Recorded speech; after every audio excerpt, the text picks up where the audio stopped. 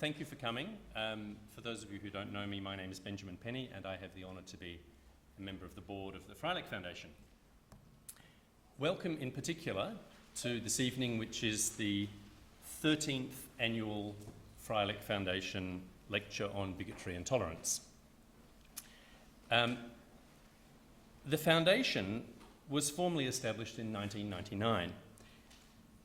And so, as we realised recently, we're coming up to our 10th birthday.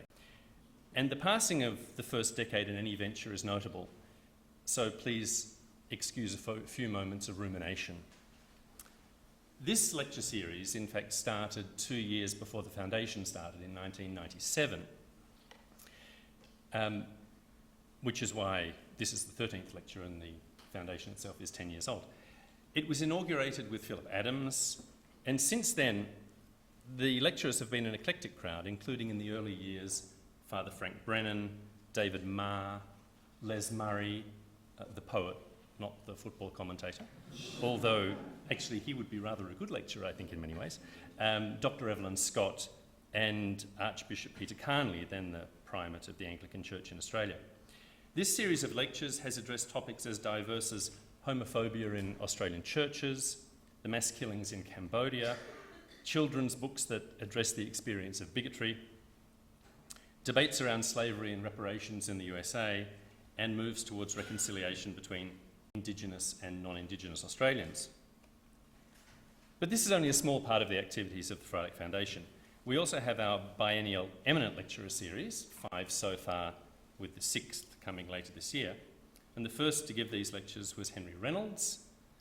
And without mentioning each of our distinguished lecturers, some people here I know were present at the extraordinarily successful series given in 2005 by Dr. Carmen Lawrence, later published under the title Fear and Politics. We've also run various conferences and seminars over the last decade, several occasional public lectures, we've hosted visiting fellows, and we've done activities for school teachers. 2 events of which we're particularly proud are the summer schools that we've run for high school teachers in 2007 on understanding Islam, and just this January on bigotry and religion. Now, some of the topics over the decade that we've been established, some of the topics we've addressed have necessarily been contentious. You don't get into this business without addressing contentious topics, and there have been some lively debates at some of our occasions. We don't shy away from this. Listening to speakers that everyone already agrees with is, after all, pretty dull. And informed, reasoned, and passionate discussion is what universities are for. Now, you may be wondering why this organisation is called the Freilich Foundation. We exist only because of the generosity of a Sydney couple, Herbert and Valmae Freilich. They've regularly come to all of these lectures and many other foundation events. Unfortunately, Herbert's health has prevented them from attending tonight, but as you'll notice, this is being recorded and filmed, so they'll be able to hear it and indeed probably watch it within days, which is very pleasing. If you'd like to keep up with what the foundation is doing, future events, lectures and so on, and if you haven't done so already, please sign up. There are some forms down at the front here and outside. Sign up to our email list and you'll be informed of everything that's going on. There's also some little cards and pamphlets about various other activities that we do.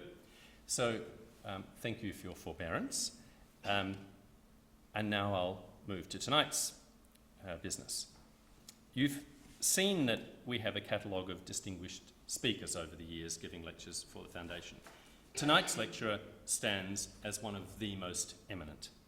Stephen T. Katz holds 5 degrees from the University of Cambridge, including both a doctorate and an honorary doctorate of Hebrew letters. He's currently the director of the Elie Wiesel Center for Judaic Studies at Boston University, where he holds the Alvin J. and Shirley Slater Chair in Jewish and Holocaust Studies. He was previously Professor of Near Eastern Studies in Judaica at Cornell for 12 years, and until 1996, and also taught at Dartmouth College from 1972 until 1984.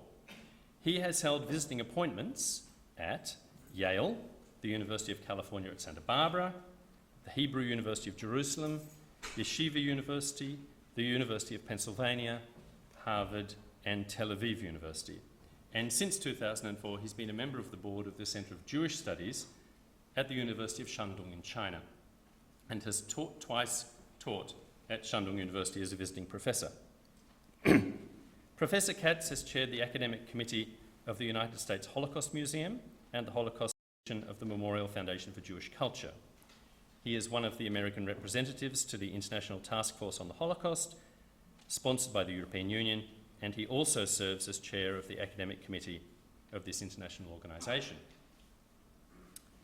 His many publications, often prize-winning, include Jewish Philosophers, 1975, Jewish Ideas and Concepts, 1977, Post-Holocaust Dialogues, 1984, Historicism, the Holocaust and Zionism, 1992, and the forthcoming multi-volume study entitled The Holocaust in Historical Context. The first volume appeared in 1994. He's edited 2 volumes on the impact of the Holocaust on Jewish thought, The Impact of the Holocaust on Jewish Theology from 2005, and Wrestling with God, Jewish Theological Responses During and After the Holocaust from 2007. Apart from all of that, he has also found time to write on the philosophy of religion and on comparative mysticism. Amongst his many honours, Professor Katz has received the Lakritz Prize in Jewish Philosophy for his work on Martin Buber, awarded by the Hebrew University of Jerusalem in 1977, and the Bachelor of Divinity degree awarded by the University of Cambridge in 1991. He is believed to be the first Jewish scholar in 700 years to be granted this degree. He was also awarded the University of Tübingen's Lucas Prize for 1999, and past winners of that award include the Dalai Lama and Sir Karl Popper. It is indeed an honour and a privilege to welcome Professor Katz to the ANU and to invite him to deliver this evening's lecture on Anti-Semitism, Medieval and Modern. Thank you very much. Thank you.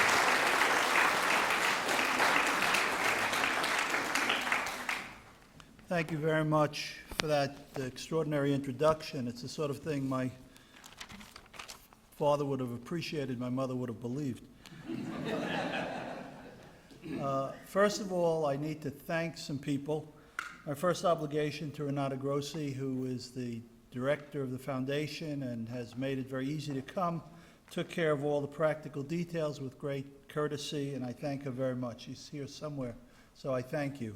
Secondly, I'd also like to thank Professor John Powers, with whom I've worked on other areas of scholarship related to mysticism, for actually making some of the important connections for this lecture and for other courtesies. So I thank him very, very much.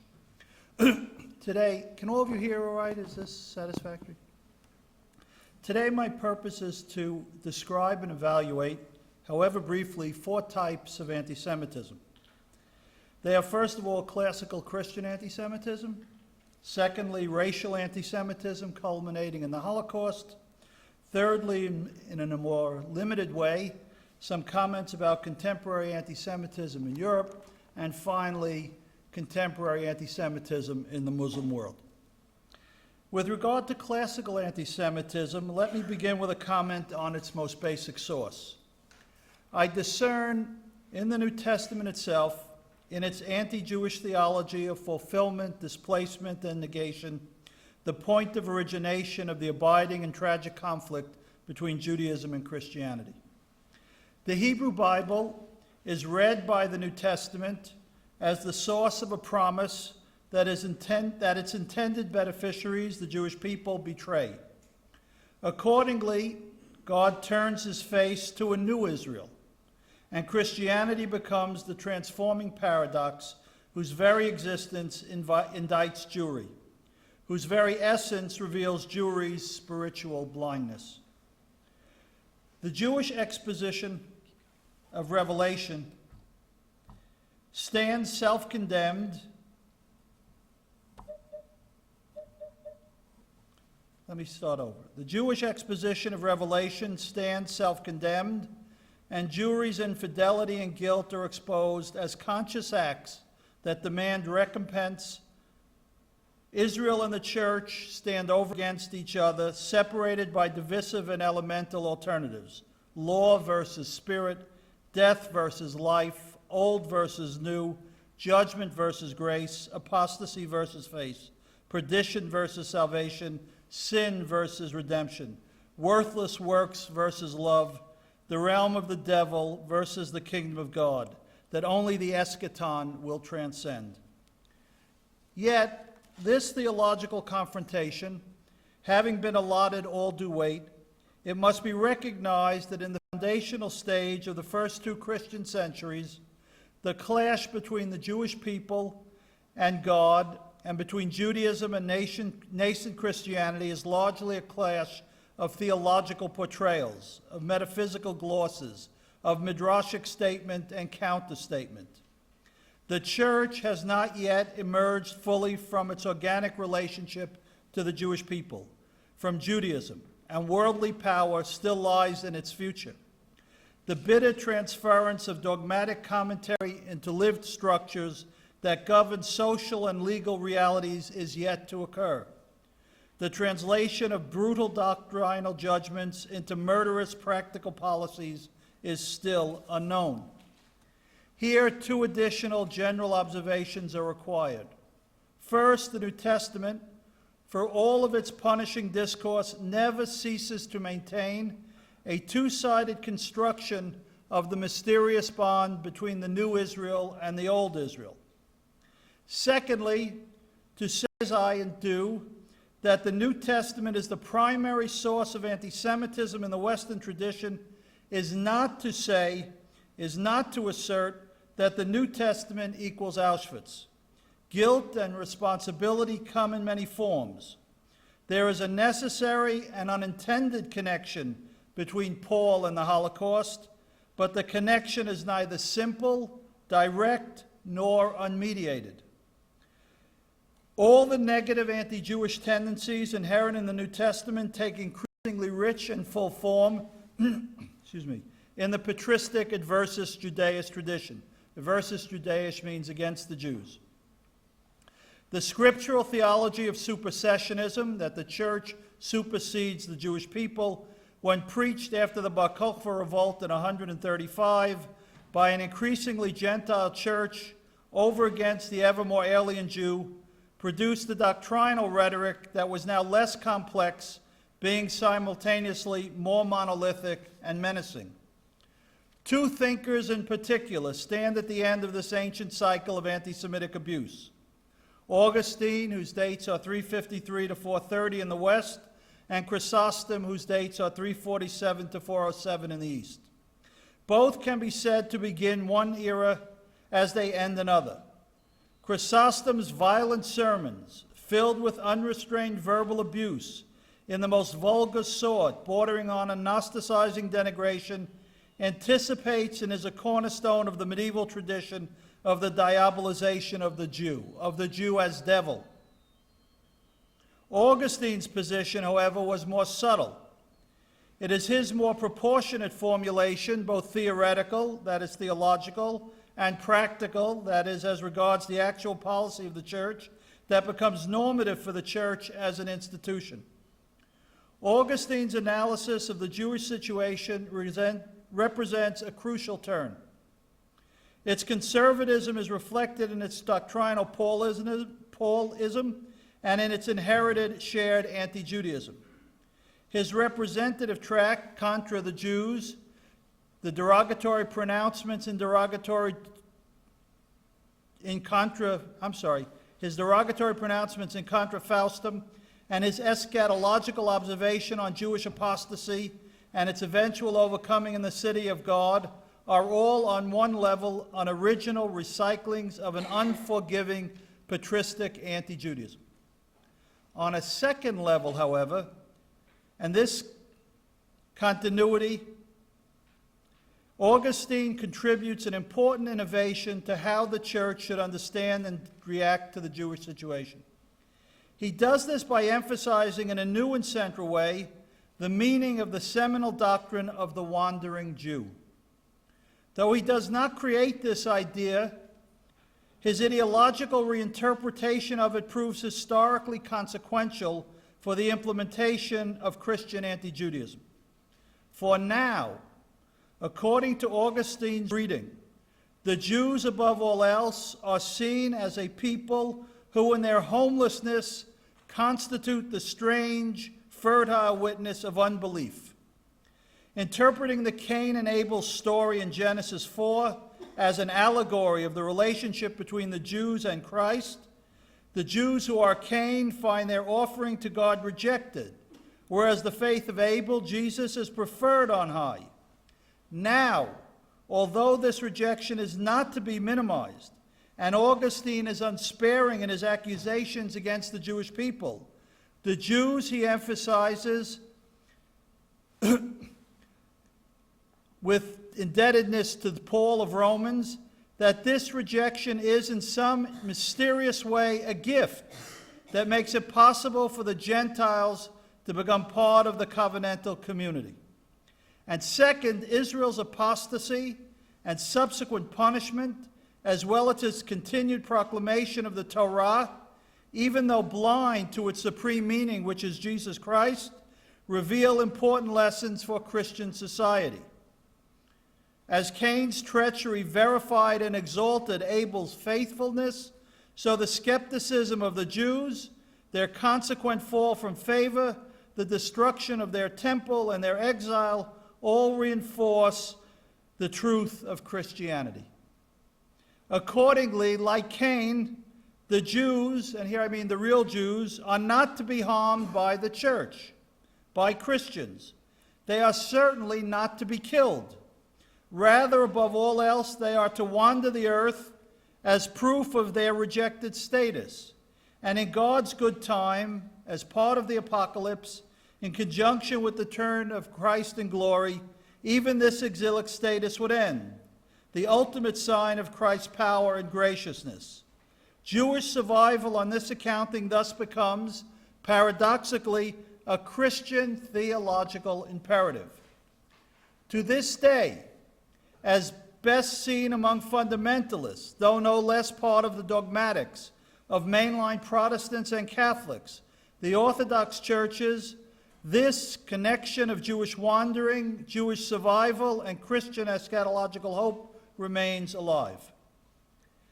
This Augustinian elucidation, combined with the earlier New Testament and patristic tradition, over against and in tension with the abiding unconstrained legacy of Chrysostom that would find a continuing home in the consciousness of the Christian masses, culminate in the reality of the Crusade of violence, creates the ambiguities, conceptual and practical, that define Jewish existence for the entire medieval era. Although what we might designate as the tradition of Chrysostom continues to encourage, to cause unbridled hatred of Jews and Judaism, climaxing in the violence of 1096, the start of the First Crusade and beyond, it is the more moderate Augustinian position that becomes more or less the basis of the official policy of the papacy and the church hierarchy from the 5th century on. And it is this discriminating outlook that eventuates in the mediating papal and council program that creates at least some marginal status and some living space for Jews within the orbit of Christian civilization. Here the crucial element becomes the coming to power of Constantine and Christianity. What this meant was that for the first time there now existed in Christendom the monumental intrusion of the state into what had heretofore been a largely sectarian struggle between two essentially powerless minorities. As a result, the nature of the confrontation was completely altered. The extant political symmetry shattered to be replaced by a wholly asymmetrical relationship. Henceforth, until the late 18th century in the West and still later in Eastern Europe, government coercion would be an effective instrument for the church and would make real its scornful commentary on Judaism.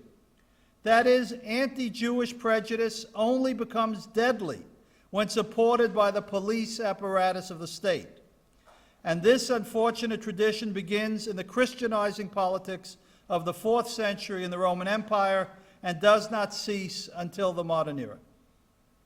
Yet, having indicted and indicated the transformative implications of the politicization of anti-Judaism, fairness requires a complementary, counterbalancing observation. To wit, all Christian regimes acknowledge the existence of real theological, moral, and practical limits in their anti-Judaism. State power, for all its intrusiveness and ethical obtuseness, was counterpoised by a meaningful recognition that the civil authority was not totally free to do as it liked, especially as regards the taking of human life, and not, incidentally, as it bears upon the Jewish minority resident in various countries. The Christian state, that is, consents that human life per se is valuable, purposeful, the end product of a divine initiative, and therefore, except in specific legitimate cases where capital punishment is justifiable, for example, in the case of heresy, the state must preserve and protect all human life. Still more, Christian philosophy admits certain privileged areas beyond the power of the state, including specifically and necessarily the right of the Jews, the only tolerated religious minority in most of medieval Christendom, to remain Jews. Salvation, though desirable, cannot be coerced, at least not in the case of the Jews, by the Christian body politic. This is not to ignore the long and terrible history of Christian anti-Semitism. The charges of ritual murder, the libel of the desecration of the host, the accusation of the poisoning of the wells, of black magic, of witchcraft, the belief that Jews had horns and a tail and a special odor, and its all too real consequences cannot be forgotten. The extent and endurance of this centuries-long campaign of persecution is the foundation of the oft-made contemporary comparison between the behavior of medieval Christendom and that of modern anti-Semitism, culminating in Nazi Holocaust. Christendom's remaking of the Jews into non-human characters, its diabolization of the Jews, its use of state power to dominate and abuse Jews, its repeated, if limited, murder of Jews, indeed makes this connection almost automatic. At every turn, the relations of the church and synagogue were adversarial, and everywhere Jewish victimization was the norm. In the name of piety, evil was committed. In the disguise of holiness, Christian men and women killed Jewish men, women, and children. Thus, the felt immediacy of the intercontextual echoes that appear to bind, and in certain essential ways do bind, the history of Christian anti-Semitism to the Holocaust. Yet just here, a further crucial distinction of great importance is required.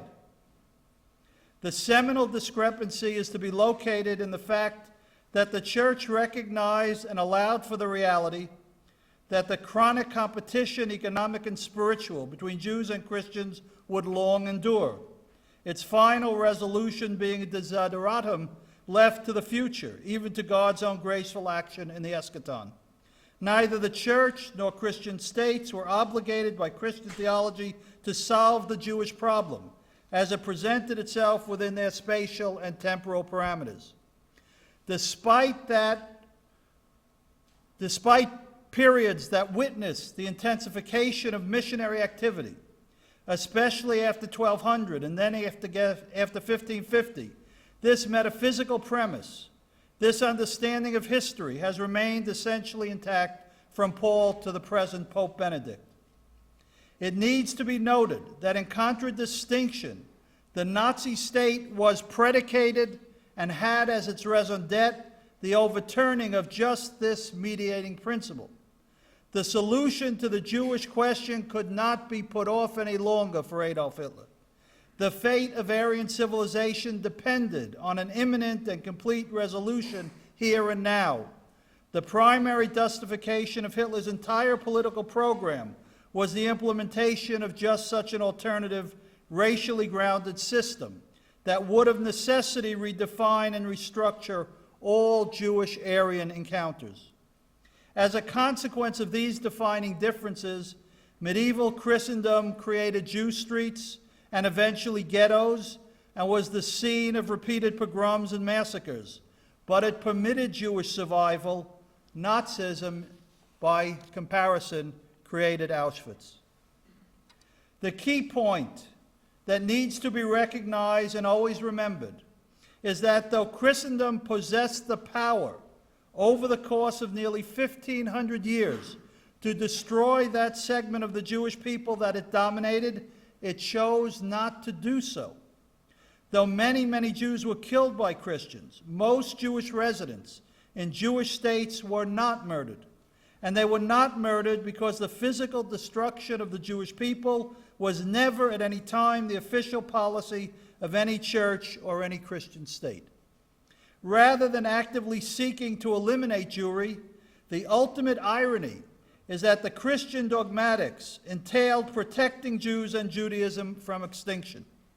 Although Christian civilization demeaned and debased Jews, transported them into mythified realms and made them into satanic adversaries, insisted that their nefarious intentions be curtailed by the state, and in the course of centuries murdered thousands, the church paradoxically was committed to Jewish survival, until, that is, the collective repentance of the Israel of the flesh would usher in the second coming.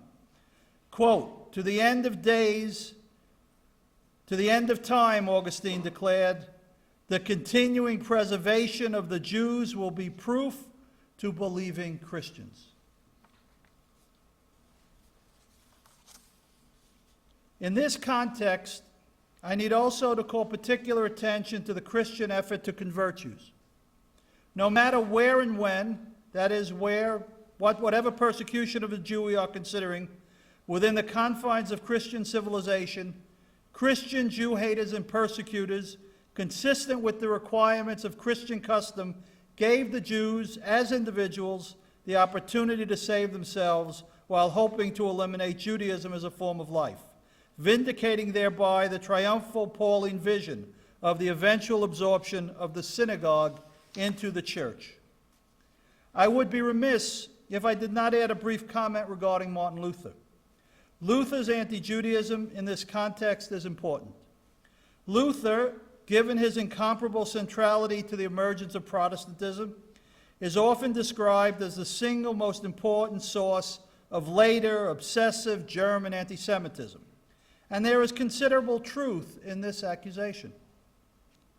Given Luther's towering presence in Protestant culture, his anti-Jewish pronouncements, even if known only secondhand and subconsciously or subterraneously, had a particular and continuing resonance that exercised significant influence.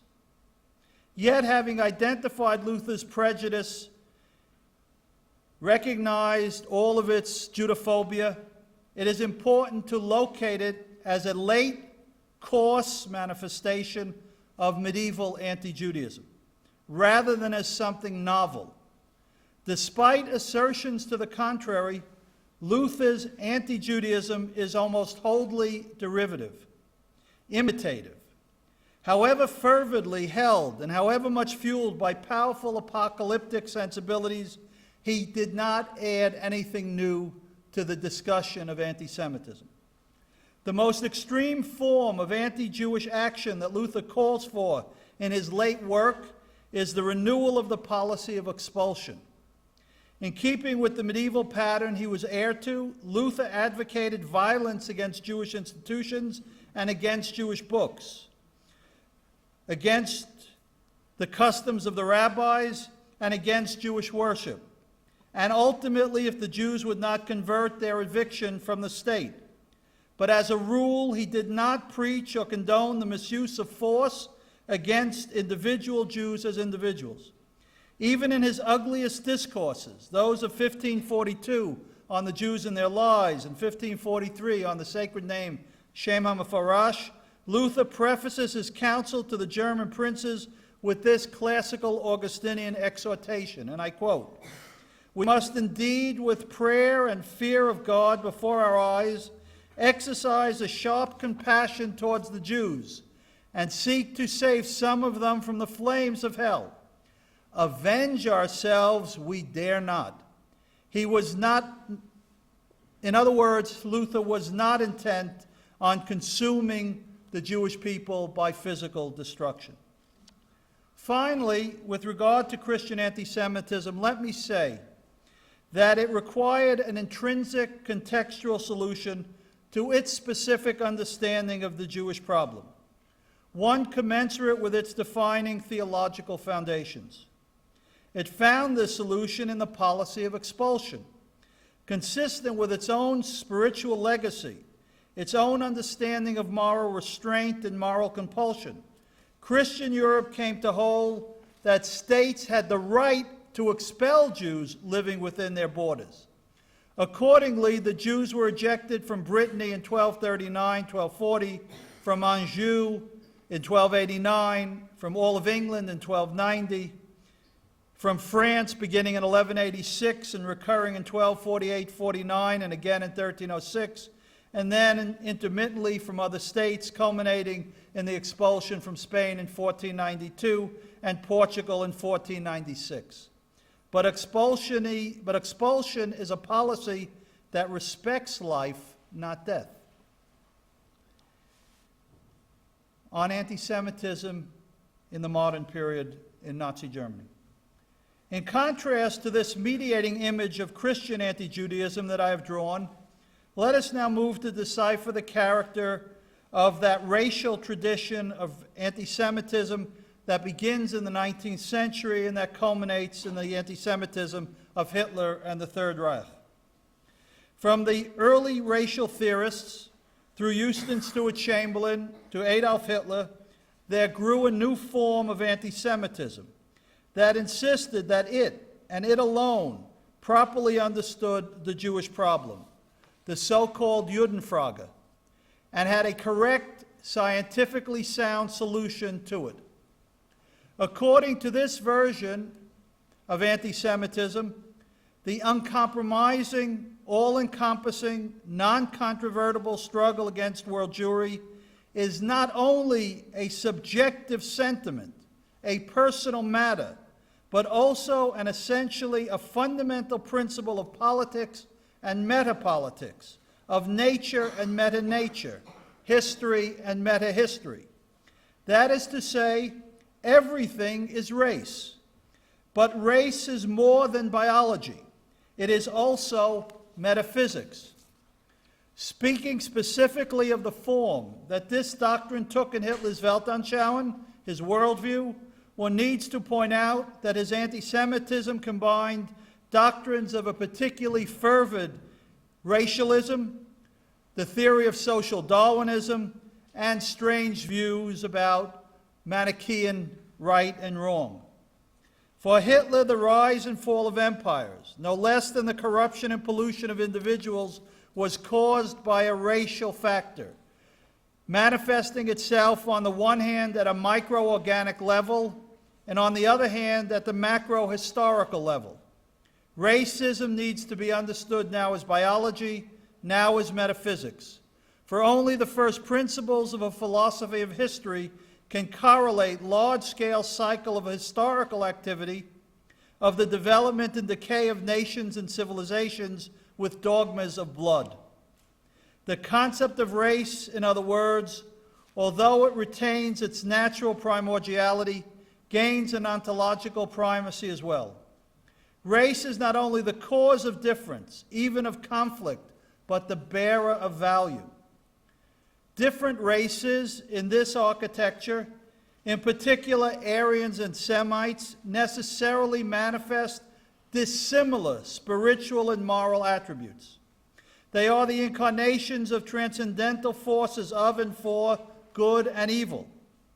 In Hitler's discourse, this axiological dichotomy is often, but not exclusively, imagined biocentrically: healthy versus diseased, vigorous versus sick, living versus dying, pure versus polluted, host versus parasite, man versus germ. However, at other times, these organic biological oppositions are allied by him with more traditional Manichaean images as well.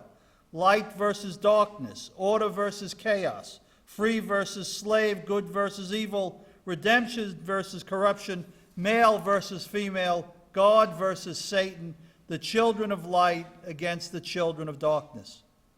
Taken together, these depictions form the basis of Hitler's analysis of the Jewish danger.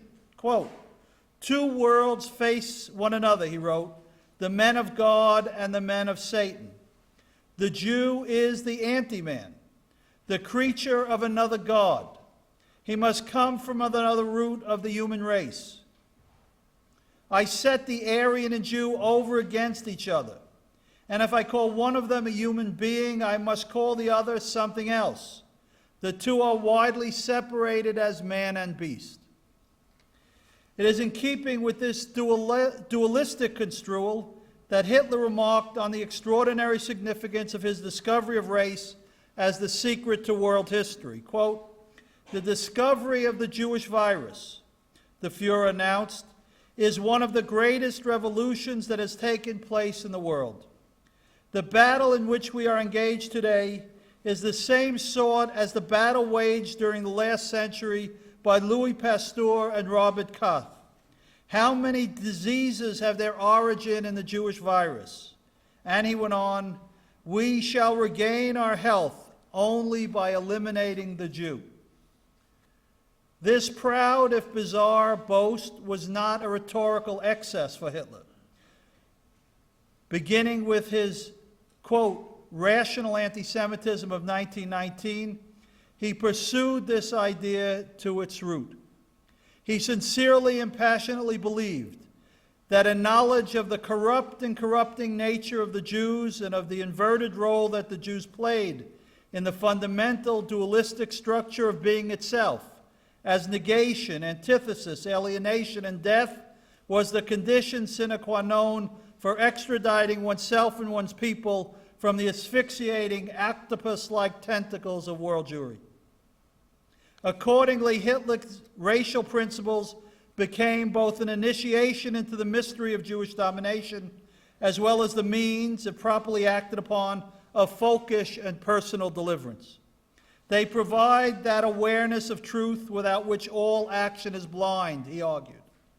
As such, without dramatic exaggeration, one can responsibly argue that Hitler's indispensable role as Führer turned on his correct intuition of the cosmic riddle of world Jewry. What makes this Aryan myth genocidal, compared, for example, to the earlier Christian myth in which anti-Judaism proved non-genocidal, is the fact that Hitler insists that the recognition of this supreme truth lead to actual, uncompromising assaults on the Jew as a manifestation of Aryan racial seriousness. No hypocrisy is here and now allowed. The saying of X and the doing of Y, the sublimation of authentic and immediate biological conflict, of Darwinian struggle for survival, into mere commemorative liturgical performances, effete theological discourse, and bloodless pseudo-cathartic passion plays. Having discerned the root cause of evil, morality and rationality for him, both transfigured by the logic of racial struggle, now conspire to impel action. The Aryan must undertake unlimited racial warfare. In a striking inversion of classical Gnosticism, Nazism insists that salvation, here configured in racial terms, emerges from and becomes universal, not through the repression of the active and the physical, but through the purification of the physical and the historical, that is, through the creation of Auschwitz. It is this unmediated, intended, complete physical eradication of every Jewish man, woman, and child that define the particular, singular nature of this event that we call the Holocaust. It is this unconstrained, ideologically driven imperative that every Jew be murdered that distinguishes the Holocaust from all prior anti-Semitism, and to date all subsequent, however inhumane, acts of collective violence, ethnocide, and mass murder. Anti-Semitism in Europe today, more briefly. Given the time constraints, I'll just talk about this in a more outlined form. First of all, we are living through a crisis unlike any since 1945. Secondly, it is important not to make simplistic comparisons between today and the situation in the 1930s and 1940s. And this for a number of reasons. First, no European state today is officially and openly anti-Semitic as a matter of official state policy. Secondly, none officially advocates anti-Semitic violence. Secondly, and importantly, America, for all of its profound economic and political problems, is openly pro-Israel. This deep alliance, rooted in more than political calculation, however, is complex. For many Europeans hate America and what they perceive as the deficiencies of American politics and culture. And therefore, the association of Jews and Israel with America, that is also associated with an unwanted policy of globalization, strikes a harshly negative chord in parts of both the right and left spectrum in Europe. Thirdly, there is the State of Israel.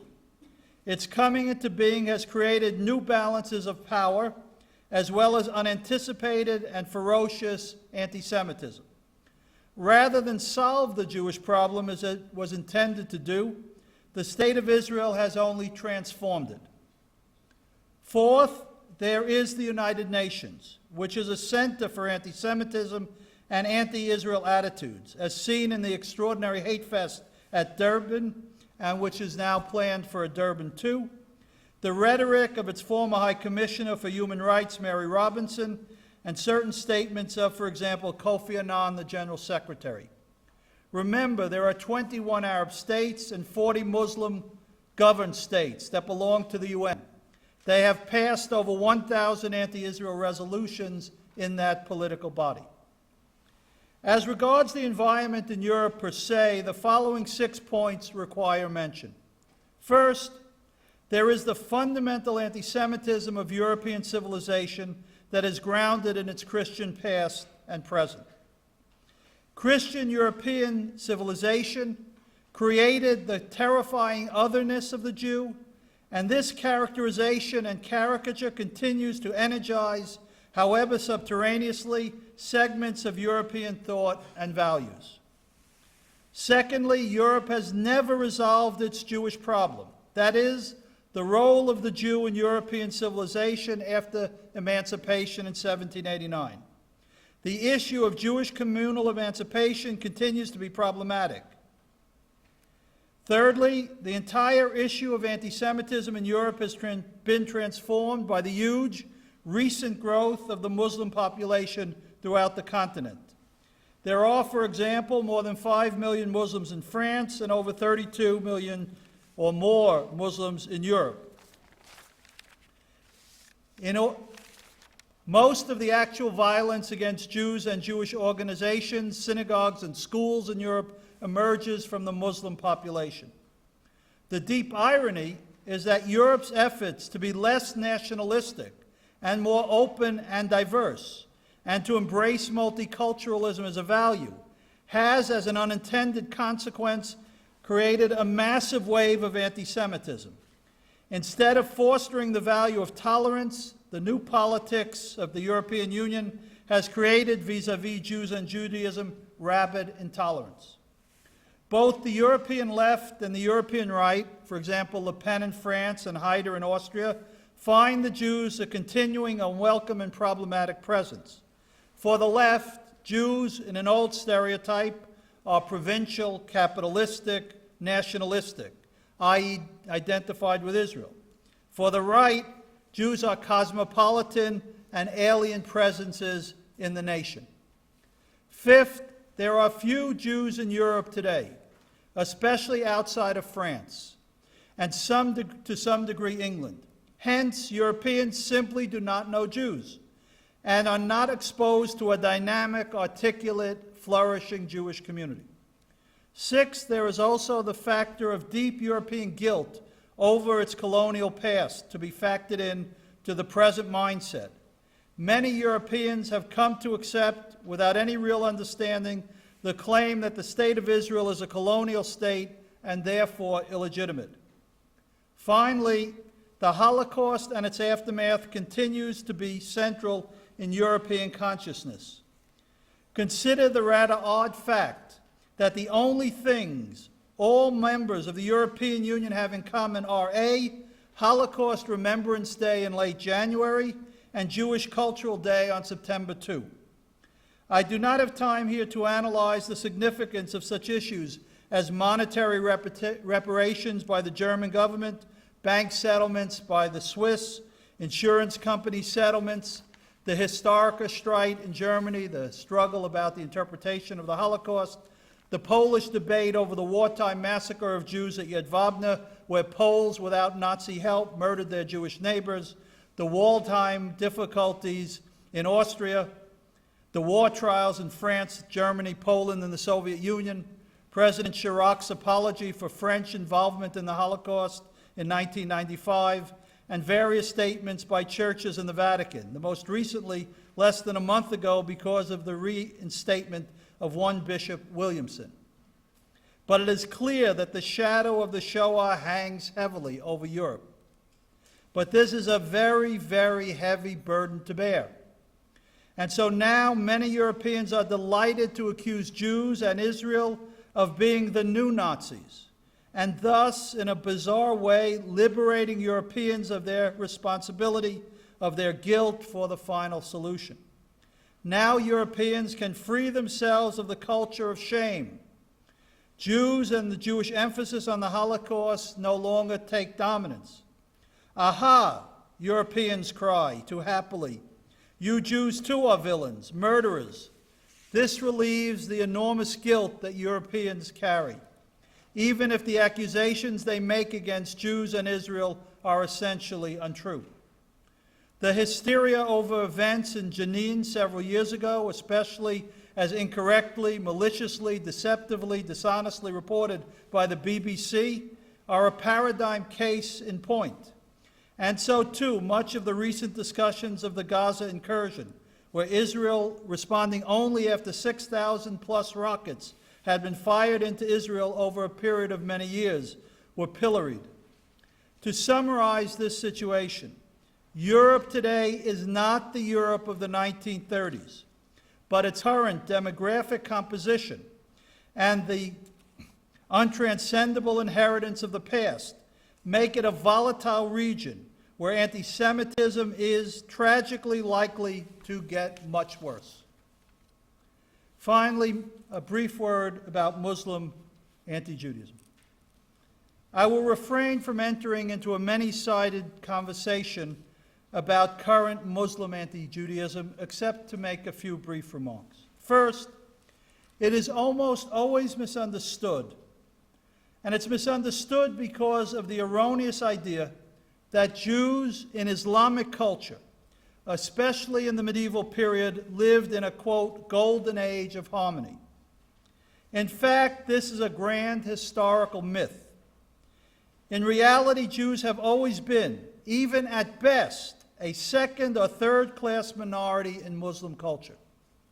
Secondly, this Jewish inferiority was required by Muslim religious political law that set out the conditions that defined Jews as dhimmis, that is, a people who had a legitimate revelation but an inferior one to Islam, who, according to the law, ever since the Constitution of Medina, the treaty that Muhammad made with the Jews and Christians in Medina, and then in the Pact of Omar that was concluded between the second Caliph Omar when he conquered large parts of the Middle East, including Jerusalem, set out that Jews could not be equals with Muslims. That is what jihadists today talk about returning to.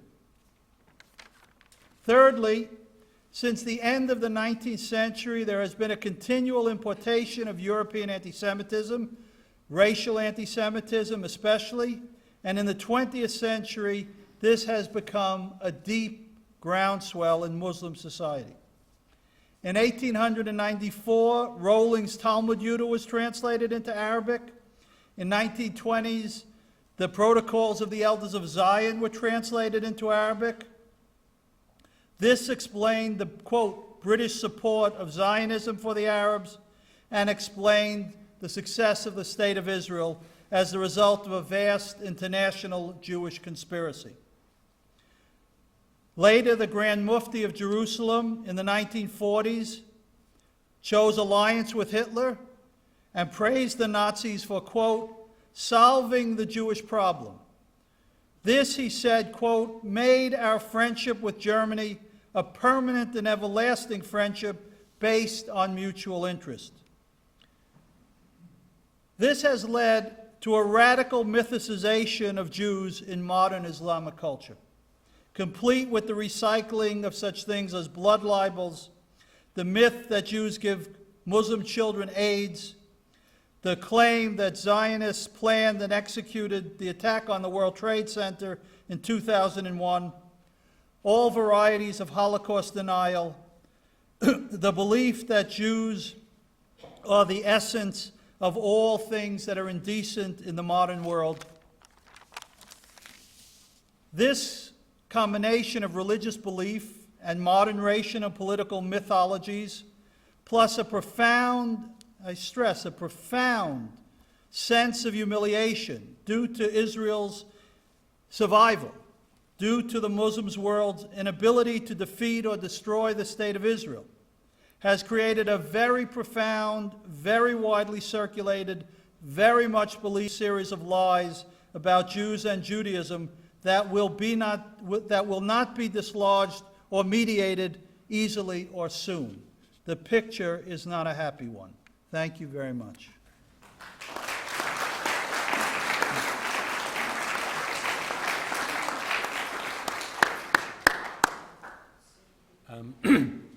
We have some time now for questions or comments. Professor Katz has expressed his willingness to address issues or questions coming from the floor, so I open the floor for discussion. Thank you. Yeah. Excuse me, could you stand? I think it'd be easier for everybody to hear your question. Professor Katz, I recently had occasion to look at a Polish publication on the Holocaust. It was put together by somebody from the Zakopane district, a historian and a student. It's a very revealing thing. In this book, there was a particular installation under a man by the name of Rosenbaum, of all things, an SS Gauleiter. Oh, well, the famous Rosenbaum. That's right, he was the one. And there was a program there, according to this book, in the early days of the occupation, up until about 1941 sometime, of training Jewish apprentices to do things like be stone cutters and things like that, to take Jewish gravestones and to make the pavilion in front of this particular institution, which was a kind of training school for SS officers. Right. Are you familiar with that? Well, I can't say I know the specific instance you're referring to, but the practice that you mentioned was universal. If you go to Poland, you won't find cemeteries where they were. All the gravestones were used to pave streets, to pave other kinds of facilities. So the desecration of Jewish sites was universal, and Jews doing the work was universal. So there's nothing... My point, the question I wanted to ask was, there seems to be an implication that the actual final solution, the end version, really came about only with the Valmae. Yes, that's true. It is true. So it is true. They didn't have, I mean, Hitler... The question is whether, when the invasion of Poland took place and started World War II on September 1, 1939, the Nazis immediately followed a genocidal policy before 1941. The answer is no. They began to create ghettos. First ghetto was created in Lodz in April of 1940. Then in the fall of 40, the Warsaw Ghetto, and by the end of 41, the policy of ghettoization had spread all over. But the decision to murder the Jews only came about with the invasion of Russia and the decision taken August 23, 1941, the invasion of Russia changed the landscape. And sometime either just before or just after, Hitler and Himmler between them decided on the final solution. I won't recreate for you all the evidence for that, but then they asked that the Wannsee Conference be held originally in December 41, but because of Pearl Harbor and other events, it wasn't held, but the decision had already been reached. Wannsee was not a making of a decision. Wannsee was just the implementation of it by the bureaucrats. So it's the war with Russia that changes the whole landscape regarding a genocidal policy. Yes, please. Yes, sir. Would you please? I ask perhaps a naive question. They're the best. Otherwise, rational men, and for that reason also women, be anti-Semites? And if yes, what will be the result of that? I'm sorry, I didn't understand the first part of your question. If can otherwise rational men and women be anti-Semites? And if yes, what would be the implication of that? Well, if anti-Semitism were rational, then of course we would have to rethink the place of the Jews in all of our politics and all of our culture and the like. And for the anti-Semites, they would have to rethink all of their principles of morality and all of their principles of religion and all of their principles of the state. And if that were the case, I think rationality as we know it would disappear. If anti-Semitism were rational, rationality would take on such a vulgar, distorted, bizarre shape that it would no longer be rational in our sense. And the reason is that it would be required to provide evidence and proof, and it would require to be rational that it be disconfirmable. But it can't be any of those things because all of the things said are untrue. So it would be a distortion, a fundamental distortion of the very nature of reason. Please, yes, sir. In your discussion of modern anti-Semitism, you talk about anti-Israeli attitudes as an example of anti-Semitism. For example, 1,000 UN resolutions that oppose Israeli actions. I don't fully understand why opposing Israel necessarily equates to anti-Semitism. It doesn't necessarily equate to anti-Semitism, and there are legitimate grievances one could have. You could have arguments. One could have legitimate policy discussions about Israeli policy. What makes it anti-Semitism is when it's absolutely disproportionate and when it is completely one-sided. That is, say, a rational argument in any sphere would require that you weigh up the goods and evils on both sides of the argument, and you try to come to some informed opinion. But when you, for example, discuss, let's take the current events of Gaza. When you discuss the current events of Gaza, but don't weigh in sufficiently, or usually at all, the meaning of 6,000 missiles falling on people over a space of many years, then that is not just rational or legitimate criticism. So then you have to ask the following question. Why is it that little tiny Israel, whether right or wrong, I won't argue one or the other, but just the fact that this little tiny state is the center of such an extraordinary response by the world community, when at the same time in Darfur, hundreds of thousands of people are being murdered, and we don't hear the same reaction, though there's criticism, but no ferocity in the streets of Europe, petitioning, people marching.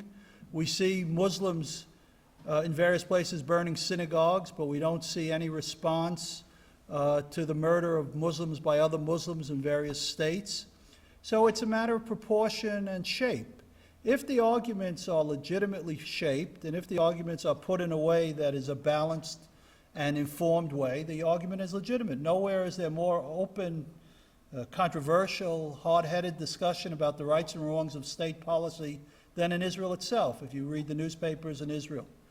But what makes this anti-Semitism is the disproportionate nature, the absolutely emotional, subjective, unbalanced nature of this attack.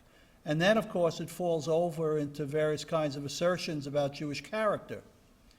And that, of course, is another issue. But recently, for example, in the United States, Bill Moyers, who may be well known in this country for on television interviews over the years, said in one of his interview programs, there's something about Israeli character. Jews have a certain character that is murderous. Very striking. From Bill Moyers. So when you move into that kind of language about character as compared to policy, you've crossed over into another domain. So I think in every instance, the question you raise is a very important one, and in every instance I think you have to take the criticism that's made and you have to evaluate it. Sometimes it will be legitimate and appropriate, and sometimes it will not be.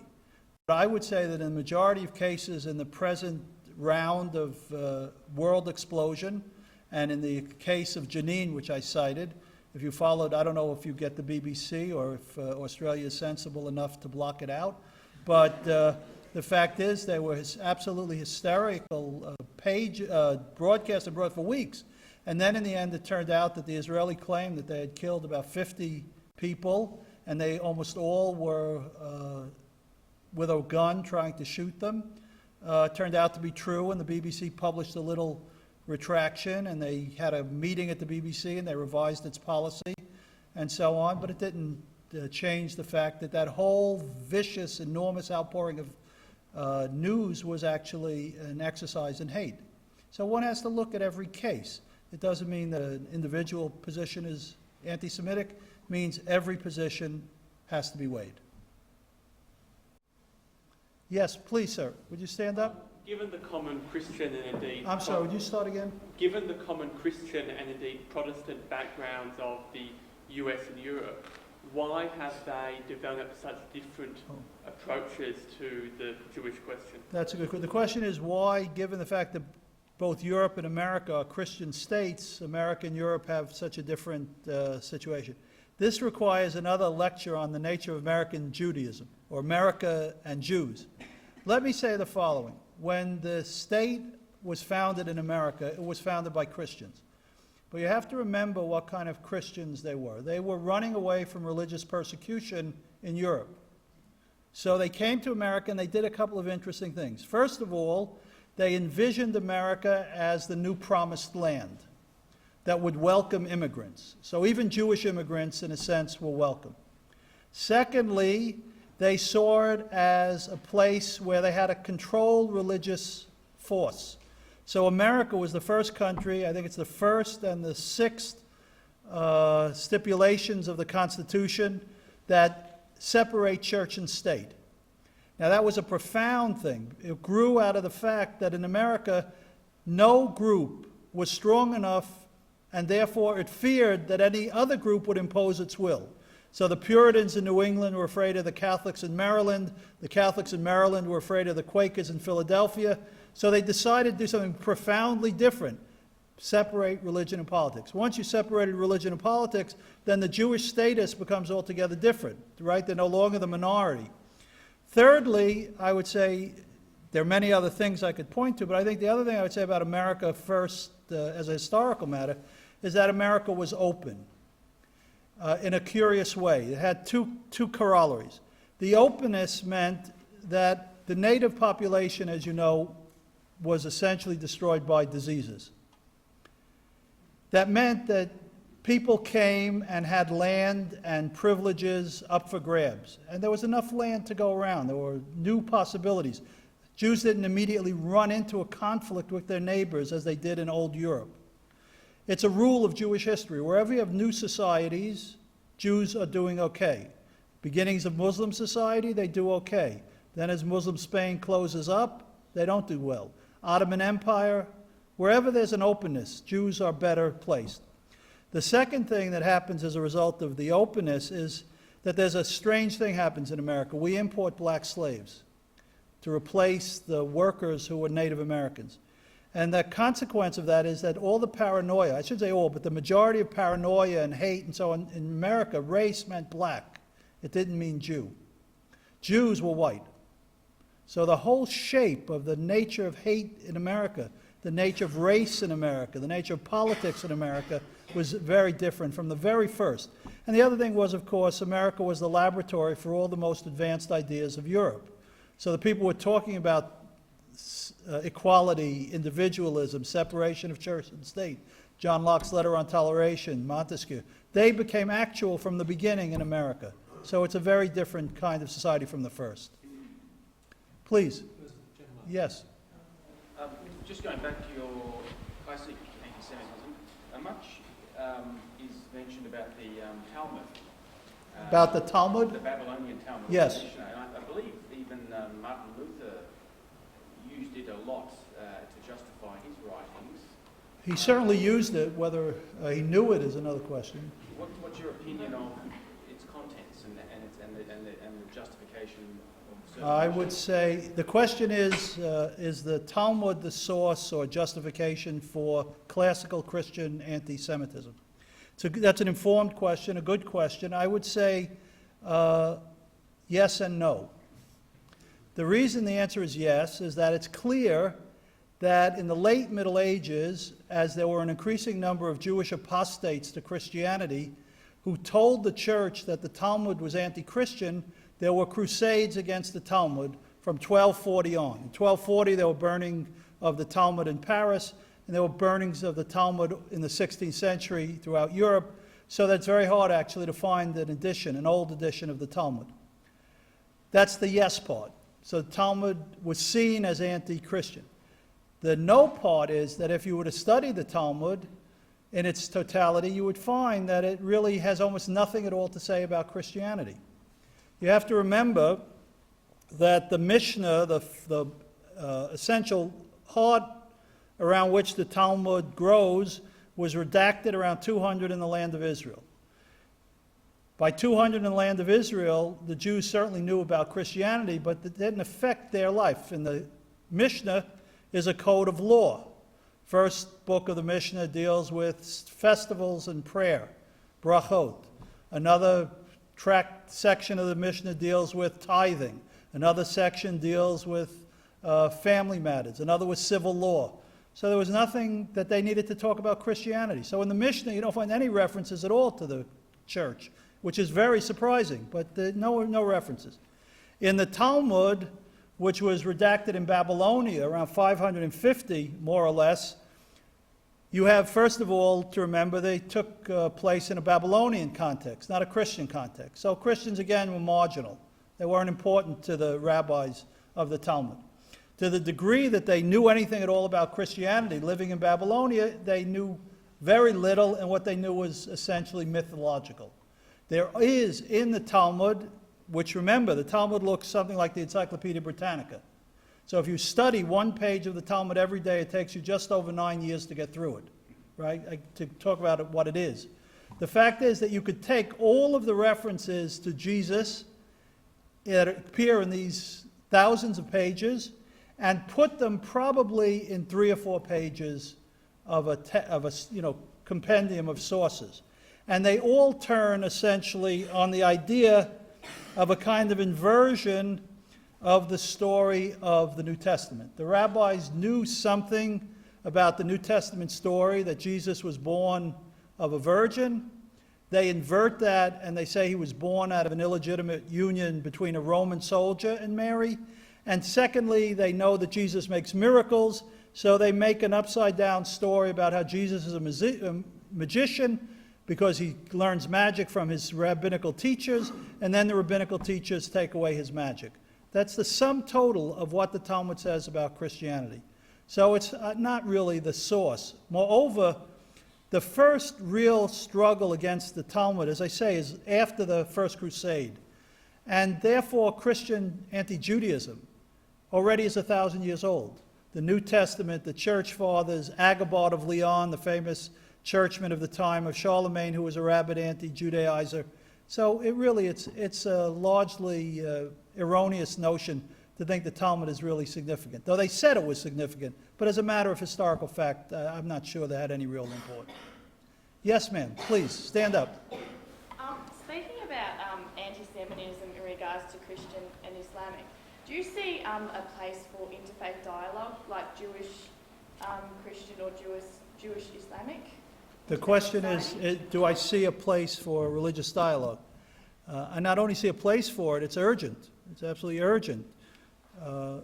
The thing that is so distressing, however, speaking honestly with you, is that after all the Jewish-Christian dialogue, which has made real progress, you still get things like happened a few weeks ago with Bishop Williamson. Do you know the Bishop Williamson? So there are breakdowns, but I was at the Vatican a couple of weeks ago. I can only tell you why I can't tell you, but what I was doing there. But the fact is that the fact is they were very sorry, and the Pope really was blindsided in this case. And there were all kinds of conspiracy theories about who was trying to undermine him.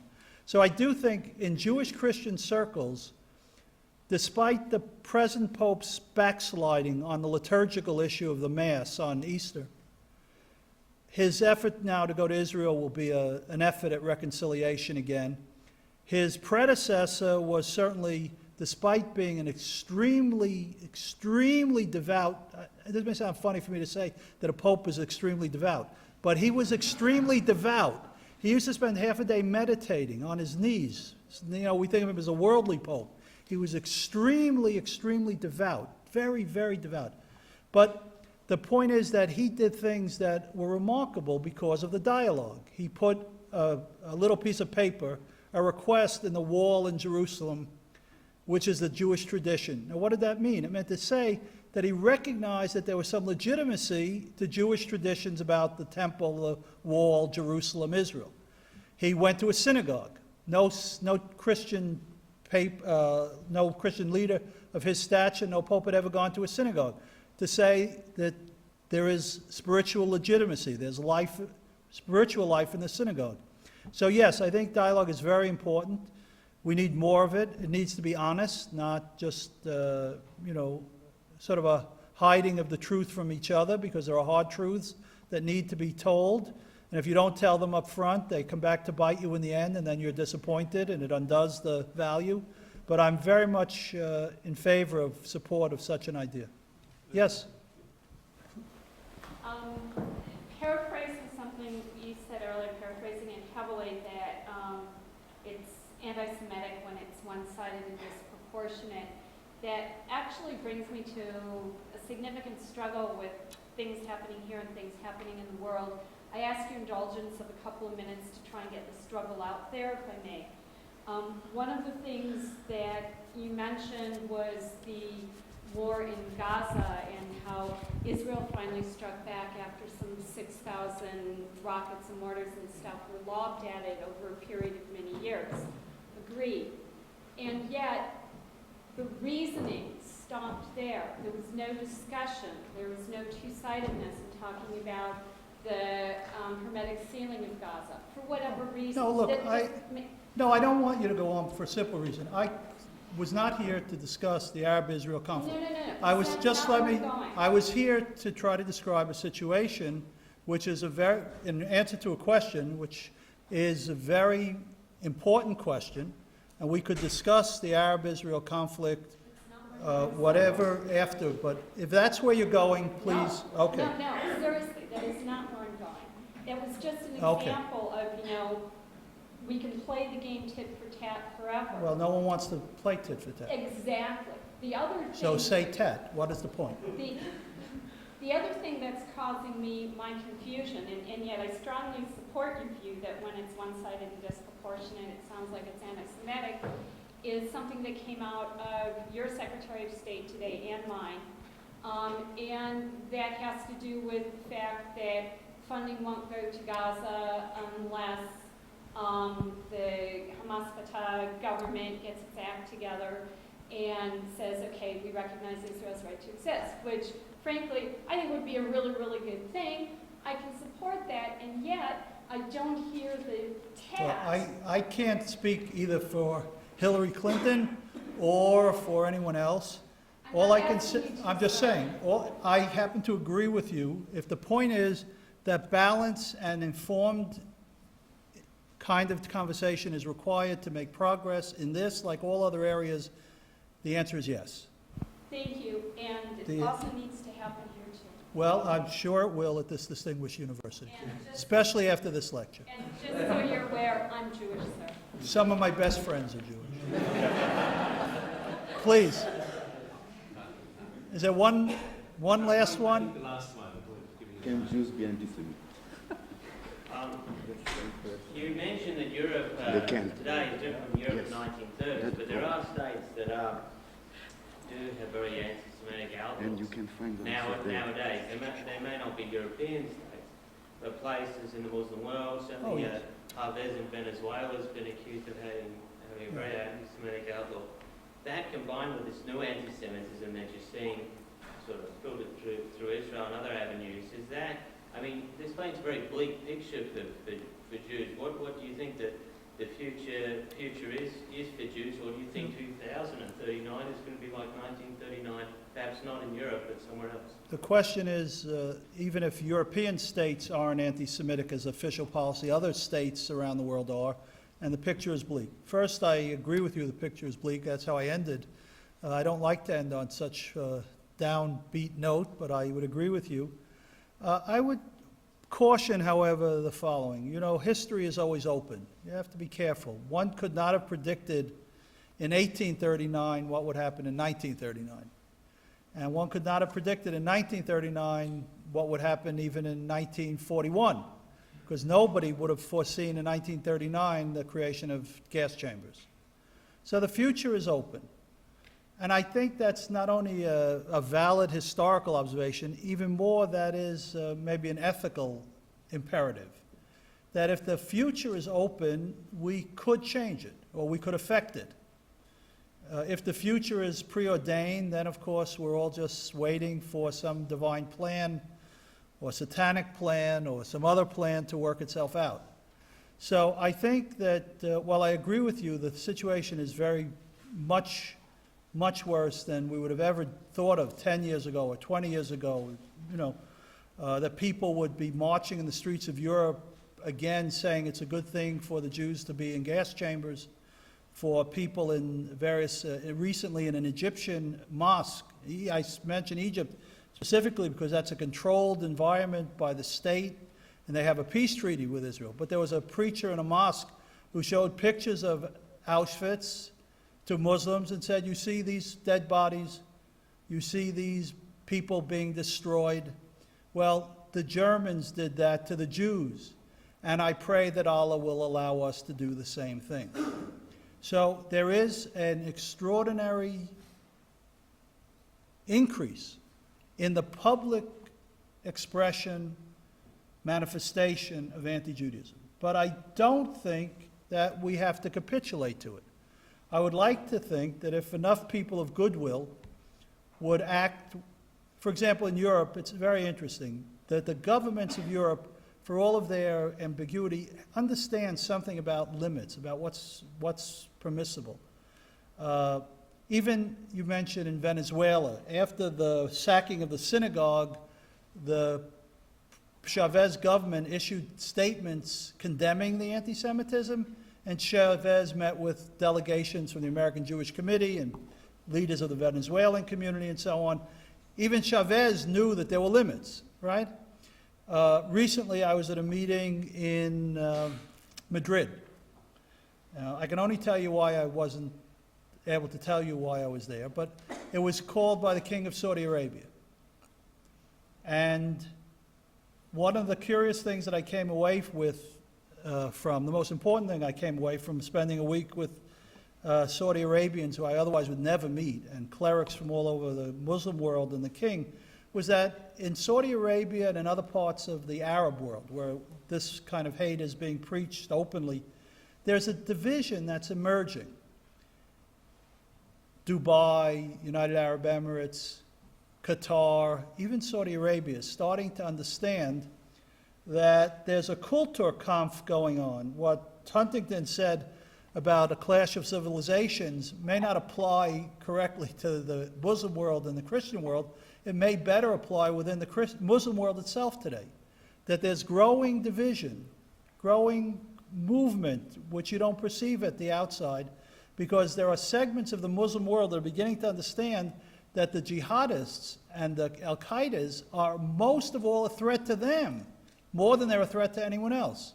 So if the king of Saudi Arabia wants to see his dynasty continue, he has to figure that he can't go on supporting the radical Islamic politics. And I think some little twinkle of that has actually come into his consciousness. The same in some of the Arab states, other Arab states in the Gulf. So I don't disagree with anything you say, but I'm not without hope that we could affect the future, and that if we could affect the future, it might be brighter than it looks now. Thank you very much.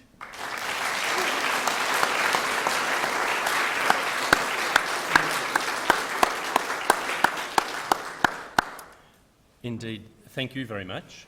I'm sure the audience would agree with me in saying that that was a truly magisterial address. Thank you. That has, I mean, your immense knowledge and your superb erudition, I think, have been clearly on display this evening. But I'd also like to thank you for the generosity that you showed in answering the questions and taking on comments from the audience. So on behalf of the Freilich Foundation, I'd just like to, again, thank you very much for tonight's performance. Thank you.